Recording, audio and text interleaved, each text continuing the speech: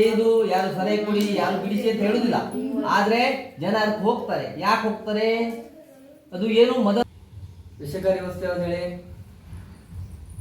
ಮದ್ಯ, cigarette, ಕೋಕಾಯಿನ್, ಕೆಮ್ಮಿನ syrup ಎರಡು ಕುಡಿದು ಬಿಡೋದಲ್ಲ. ತರ್ಬೇಕು ಹಿರಿಯರ ಸಹಾಯದಿಂದ ತಗೊಳ್ಬೇಕು. ಡಾಕ್ಟರ್ 5 ml ಇದ್ರೆ 5 ml, 10 ml ಇದ್ರೆ ದೊಡ್ಡವರಿಗೆ 10 ml.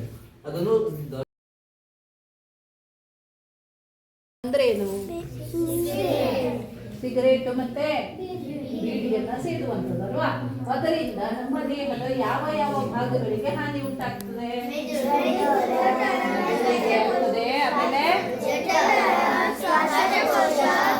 ಆಮೇಲೆ ಅಲ್ವಾ? ನಿಮ್ಮ ಮನೆಯಲ್ಲಿ ಅಥವಾ ನಿಮ್ಮ ಮನೆಯ ಸುತ್ತಮುತ್ತಲು ಯಾರೇ ಈ ರೀತಿ ಮಾಡ್ತಾ ಇದ್ರು ಅದು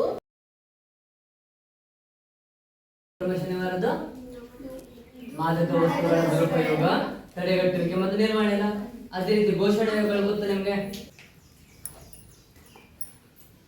ತಂಬಾಕು ನಿಮ್ಮನ್ನು ಕೊಲ್ಲುವ ಮೊದಲು ನೀವು ಅದನ್ನು ಕೊಲ್ಲಿ.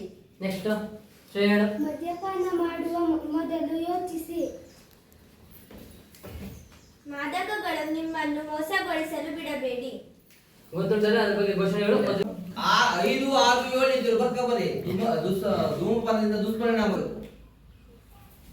ಇವೆಲ್ಲ ಮಾದಕ ವಸ್ತುಗಳ ಸೇವನೆಯಿಂದ ಗೊತ್ತಾಯ್ತಲ್ಲ? 5, 6, 7. ಹಾ ಸರ್.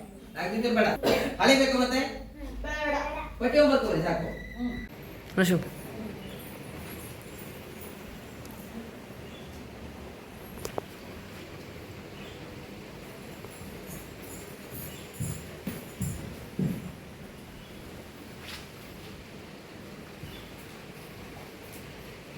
ತಂಬಾಕು ನಿಮ್ಮನ್ನು ಕೊಲ್ಲುವ ಮೊದಲು ನೀವು ಅದನ್ನು ಕೊಲ್ಲಿ.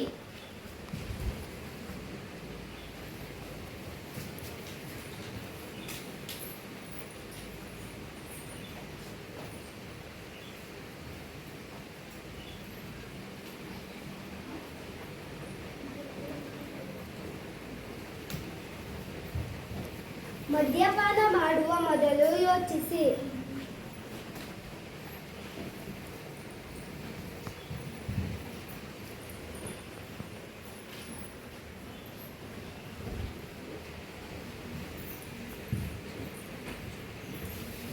ಧೂಮಪಾನ ರೋಚಕ ಆದರೆ ಮಾರಣಾಂತಿಕ.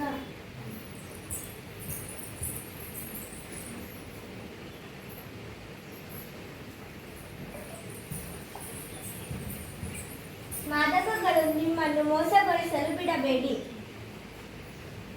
ದೇಶದ ಯುವಕರಿಗೆ ಮಾರಕವಾಗಿರುವ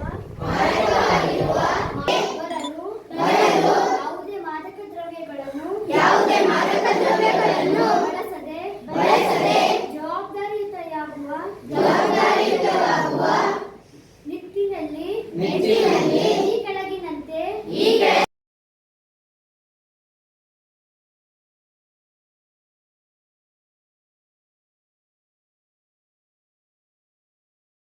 कि इससे हमारी जिंदगी पर इतना बुरा असर पड़ेगा।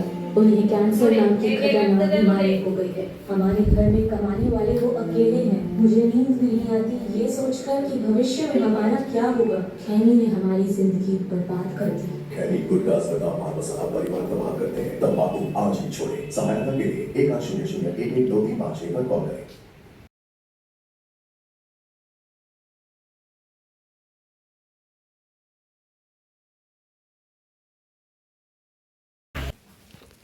apa